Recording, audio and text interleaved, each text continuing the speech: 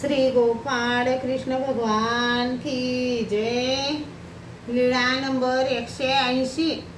पावसाच्या निमित्ताने रे नायकाच्या वस्त्राचा स्वीकार। एके दिवशी सर्वज्ञांना पूजा वसर झाला। मग सर्वज्ञ फिरायला गेले। सिंह नारायण देवळाच्या दक्षिणेकडील पिंपळ तेथे सर्वज्ञ बसले।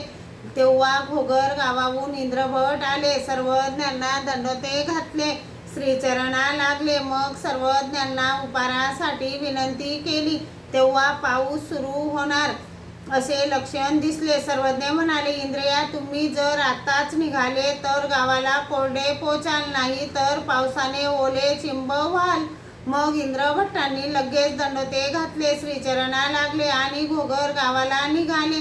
ते पुढे चालायचे आणि मागे वळून पाहायचे तर पाठीमागे पाऊस पडताना दिसायचा। असे गावात घरापर्यंत पोचले। ओसरीवर उभे राहिले आणि धो पाऊस कोसळू लागला।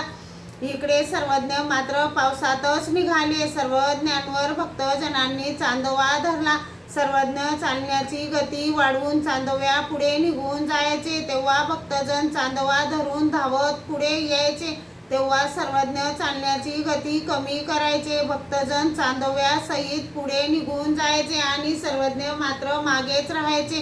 त्यामुळे वस्त्रे ओली झालीत। मग दुसऱ्या वस्त्रांचा चांदोवा धरायचे, तेव्हाही सर्वज्ञ तसेच करायचे। सर्वज्ञ भक्तजनांच्या काखेतील वस्त्रे ओढायचे, त्यांचा चांदोवा धरायचे, तेथेही सर्वज्ञ तसेच करायचे। असे सर्वज्ञ मठापर्यंत पोचले।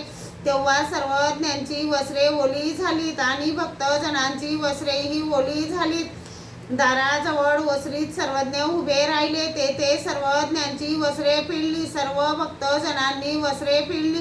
रे नायकाच्या घरून सर्वज्ञांसाठी धुतलेला तलम शेला आणला।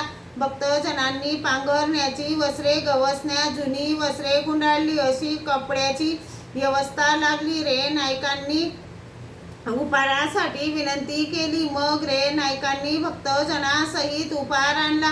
सर्वज्ञ पूर्वेकडे तोंड असलेल्या मठाच्या ओसरीत बसले।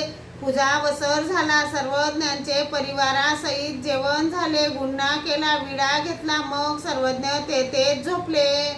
श्री गोपाळ कृष्ण भगवान की जय।